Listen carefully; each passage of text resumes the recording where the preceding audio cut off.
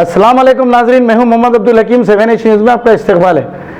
Congress working president Kodangal constituency MLA उम्मीदवार रेवंत रेड्डी ने आज बड़ी तादाद में अवाम के साथ जाकर कोडंगल एमआरओ ऑफिस में नॉमिनेशन डाला है। आइए देखते हैं महबूब नगर कोसगी से मोहम्मद यूसुफ की ये रिपोर्ट।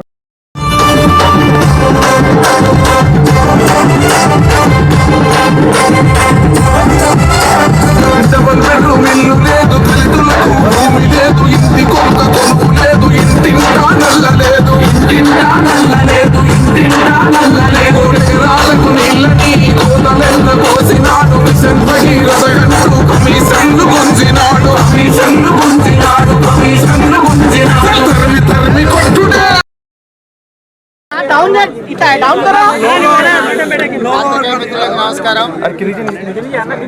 ఈరోజు తెలంగాణ రాష్ట్రం కొడంగల్ ప్రజల యొక్క తీర్పును నిశితంగా గమనిస్తున్నారు. ప్రధానంగా కల్వకుంట్ల చంద్రశేఖరరావు గారు గత 52 నెలల పరిపాలనలో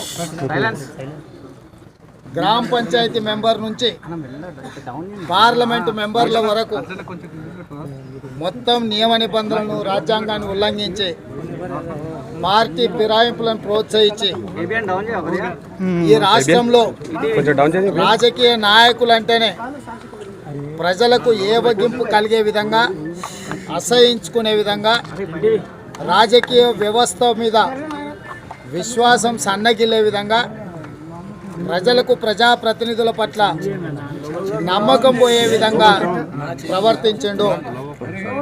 ఈరోజు చంద్రశేఖరరావు గారు 52 నెలల తన పరిపాలనను ప్రజల ముందు పరీక్షకు నిలబడాల్సిన సందర్భం వచ్చింది.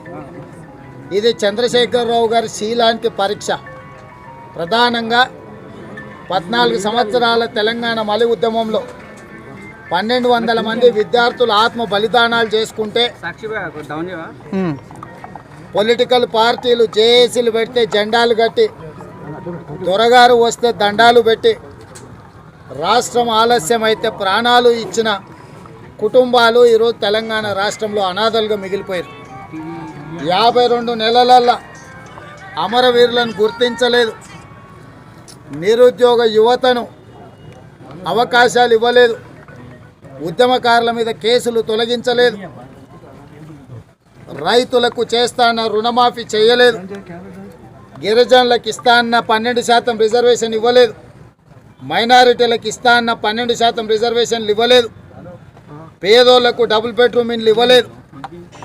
ఈ రకంగా చెప్పుకుంటే కల్వకుంట్ల చంద్రశేఖరరావు గారు 2014 ఎన్నికల సందర్భంగా చెప్పిన ఏ ఒక్క హామీని కూడా అమలు చేయకపోను ముఖ్యమంత్రి అయిన తర్వాత పలు సందర్భాలలో ఇంటింటికి నల్లా కనెక్షన్ ఇవ్వకపోతే నేను ఓట్లు అడగను అని చంద్రశేఖరరావు గారు చెప్పారు. నేను ఈరోజు ఈ రాష్ట్ర ఆపద్ధర్మ ముఖ్యమంత్రి గారిని నేను అడుగుతున్నా, దళితుని ముఖ్యమంత్రి చేస్తా లేకపోతే తల నరుక్కుంటా అంటివి. రావణాసురులాగా 10 తలలు 10 తలకాయలు పెట్టుకొని ఇంకా బతికే ఉన్నాం. చివరికి ముఖ్యమంత్రి అయిన తర్వాత కూడా 2 లక్షల డబుల్ బెడ్రూమ్ ఇల్లు కట్టించకపోతే ఓట్లు అడగనన్నావు, ఇంటింటికి నల్లా ఇస్తా అన్నావు, ఇవ్వకపోతే ఓట్లు అడగనన్నావు. ఇవాళ 45,000 కోట్లు వాటర్ గ్రిడ్ పేరు మీద టెండర్లు పిలిచి 10% కమిషన్ తీసుకొని 1,000 కోట్ల రూపాయలు సంపాదించుకొని ఇంటింటి కాదు కదా, కనీసం ఊర్లలో కూడా పరిశుద్ధమైన నీళ్లు ఇవ్వక ఈరోజు ప్రజల దగ్గర ఓట్లు అడగడానికి వచ్చాడు. అంటే చంద్రశేఖరరావు గారు 52 నెలలు ఇస్తే ఏ ఒక్క పని చేయనోడు, చివరికి స్థానిక సంస్థల ఎన్నికలు కూడా నిర్వహించని అసమర్థుడు. సచివాలయానికి ఉదయం 10 గంటల నుంచి సాయంత్రం 5 గంటల వరకు వచ్చి పరిపాలన చక్కదిద్దాల్సిన ముఖ్యమంత్రి గారు తాగి తందానలాడుతూ ఫామ్ హౌస్లో జులాయి జల్సా జీవితాన్ని గడుపుతూ, మంత్రులు కూడా పోరంబోకులాగా తయారై సచివాలయానికి రాకుండా ఊరు మీద పడి వాళ్ళు దోసుకుంటుంటే, ఎమ్మెల్యేలు ఇండ్ల మీద పడి ఎవరి ఇంట్లో ఏముంది ఏమెత్తుకపోదామని ఇంటి వెనకాల ఆరేసిన పాత బట్టలు కూడా ఎత్తుకపోయే పరిస్థితికి ఈరోజు టీఆర్ఎస్ పార్టీ నాయకులు తయారైనరు. ఇన్ని పరిస్థితుల్లో అన్ని రకాల వైఫల్యాలు చెందిన తర్వాత మళ్ళొక్కసారి నాకు ఓటు వేయమంటున్నాడు చంద్రశేఖరరావు. ఎందుకు అడుగుతుండే మళ్ళొక్కసారి చంద్రశేఖరరావు గారు? 63 మందితో గెలిచి 100 మంది ఎమ్మెల్యేలను చేసుకున్నావు.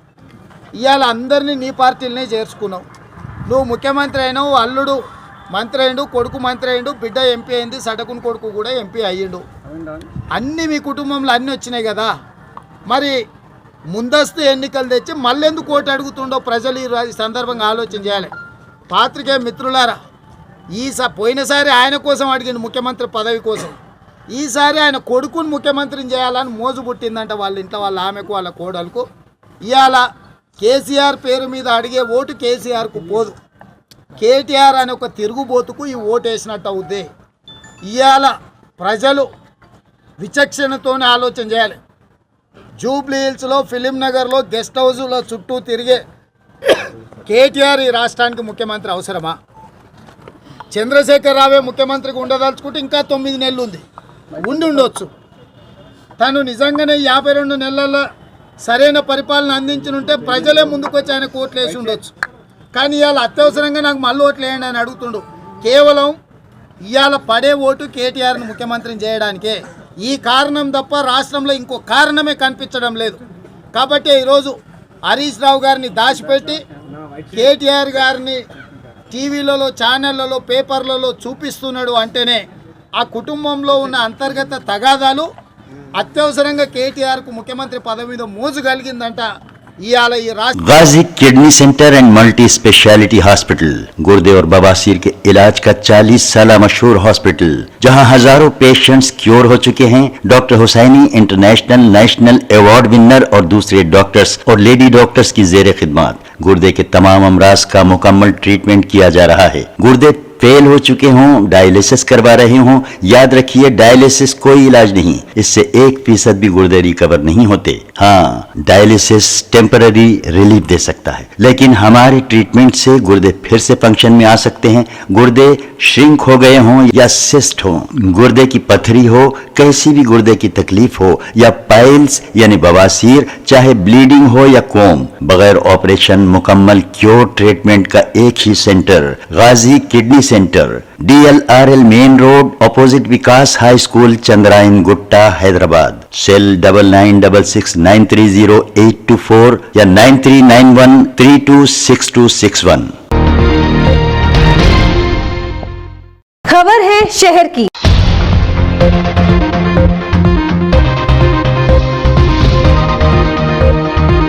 खबर है गांव की।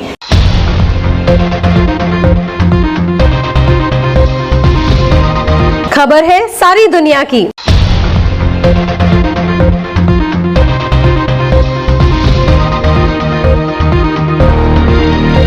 7H न्यूज़ पसंद आए तो लाइक कीजिए, शेयर कीजिए और सब्सक्राइब करना ना भूलें। 7H न्यूज़, आपकी आवाज।